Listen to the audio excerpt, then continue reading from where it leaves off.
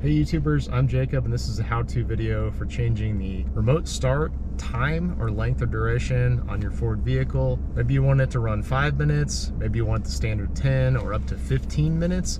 You can change all of this all on the dash of your Ford truck, car, and an SUV. I'm doing this on my 2015 F-150 and I'm posting weekly videos for you guys, so don't forget to smash on that subscribe button for more videos.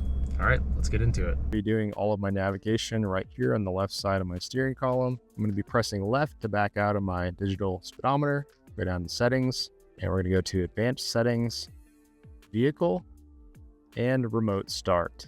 We'll go to duration here. And right now it's set to 10 minutes. I'm going to up it to 15 minutes. And if you want less, obviously you can select 5 minutes. And as simple as that, we're just going to back out.